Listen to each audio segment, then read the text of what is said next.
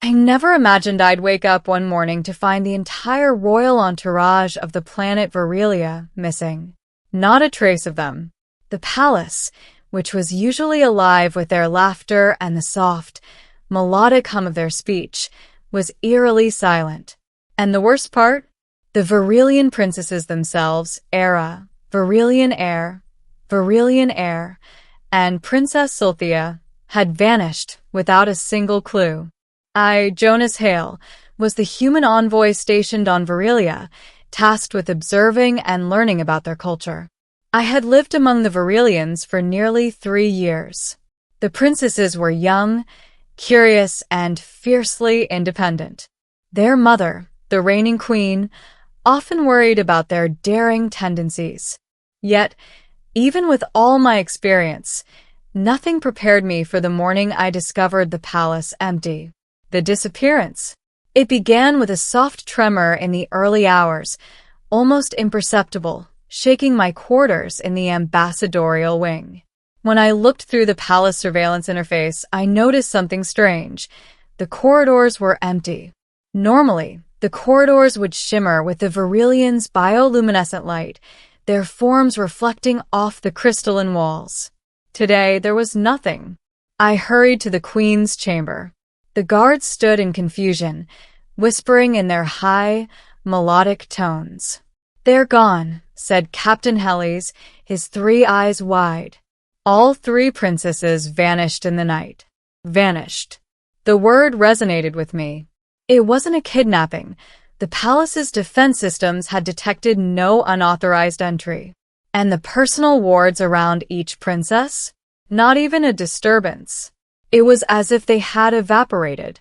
I spent the rest of the morning helping the Virelian Council organize a search.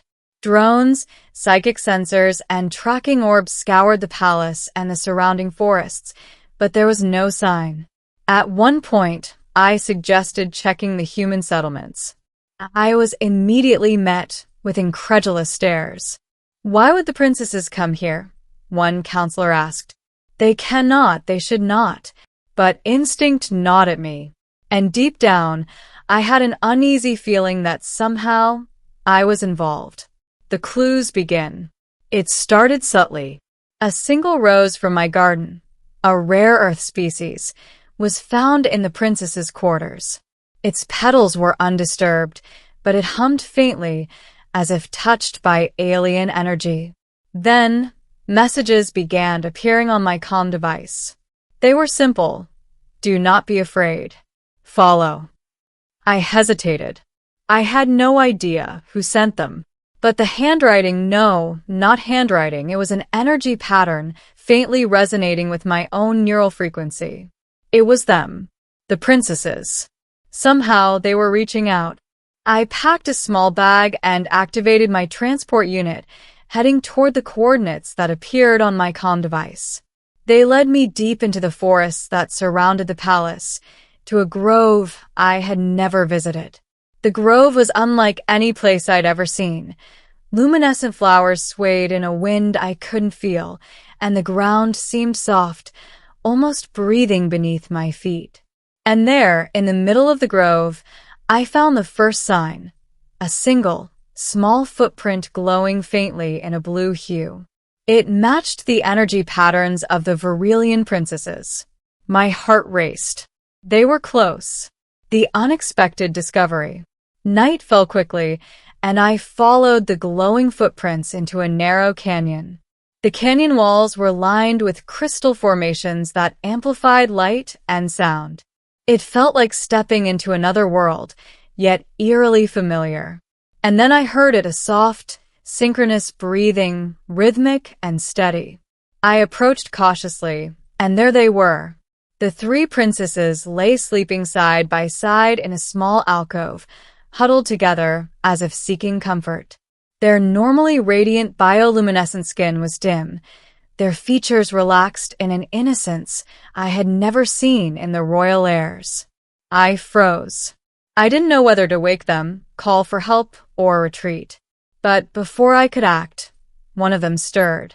Liara opened her eyes, which shone with a faint silver light. "Jonas," she whispered, we're safe. You don't need to worry. I blinked. Princess, you're here. But why?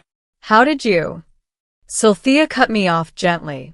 We couldn't remain in the palace. Something was wrong. There was a presence we could not see, but we could feel it. It was watching us, waiting. We had to leave. Taryn added, and we trusted you. You are the only human who has ever understood us. I swallowed hard. They had come to me not by force, but by choice. I realized then that the mysterious messages, the glowing footprints, the signs, they had been guiding me, asking me to follow. The secrets revealed. Over the next few days, the princesses told me their story. A shadow had infiltrated the palace, a being of immense psychic power that could manipulate emotions and thoughts. The princesses had sensed it, but the palace defenses could not detect it. They had escaped in secret, using their energy abilities to mask their presence. Why my room? Why a human? Because, they explained, humans were uniquely resistant to psychic manipulation. My mind did not resonate with the palace's energy patterns, so they could safely hide here. My presence offered them protection. It was overwhelming to hear, yet also surreal. I had spent years learning about the Virelians, but never did I imagine my small human home would become a sanctuary for royal heirs of an alien world. The bond strengthens. Living together was complicated. Their energy emitted a warmth that permeated every corner of my room. At first, I kept my distance, wary of overstepping boundaries. But slowly, we adapted to each other's presence. I cooked simple meals while they tended to their own energy needs. We shared stories of our worlds, of Earth and Virelia, bridging the vast gap between species. And then one night, a crisis struck. A scout from the shadow entity discovered their trail. I could feel the psychic intrusion before the alarms went off, waves of cold dread that made my limbs numb. The princesses prepared to leave immediately, but I refused. No. You're staying. Here, with me. I can protect you. Liara looked at me with determination. Then we trust you. And so, we faced it together. The shadow arrived in the form of a massive, shifting mist. Its presence was oppressive, almost suffocating. But the princesses and I worked as one. Their energy combined with my human unpredictability, my actions not bound by their psychic expectations, and we forced the entity back. It vanished, leaving a tremor in the air, but it would not return. Returning to the palace with the immediate threat gone, the princesses agreed it was time to return.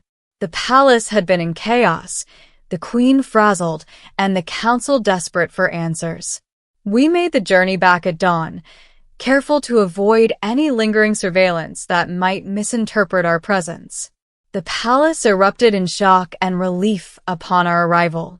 Guards and advisors crowded around, demanding explanations. The princesses, however, were calm. They stepped forward, hands glowing faintly, and explained everything. How they had sensed the shadow, how they had fled, and how I had helped protect them. The queen's eyes softened when they turned to me. Jonas Hale, she said, her voice echoing with authority, you have done what no Virelian could. You safeguarded my daughters when they were most vulnerable. For that, I owe you my eternal gratitude. I blinked, unprepared for such praise. It was nothing. I was just. You were brave, Cynthia interrupted gently. And we will not forget it. A new understanding life slowly returned to normal, though nothing was quite the same. The princesses resumed their royal duties, but they visited me often, sharing secrets and stories from the palace. I had become, in an unexpected way, part of their world, a human trusted by Virelian royalty. And the bond we formed in those strange days remained unbroken. It was more than friendship, more than duty. It was a connection that spanned worlds, species, and even the shadows that threatened to tear us apart. In the quiet moments, I would sometimes wake to find one of the princesses asleep in my room, the soft glow of their skin casting gentle patterns across the walls. And I knew, with certainty, that they trusted me, not as a diplomat, not as a human, but as someone who had proven themselves when it mattered most. The world of Virilia was vast, complex, and beautiful. But for the first time, I realized that even in the midst of royalty, politics, and alien intrigue, the simplest truths mattered most: trust, courage, and the willingness to stand together. And so, the alien princesses, once missing and feared lost, were found not in a grand palace or distant galaxy, but sleeping peacefully in a human's room, safe at last.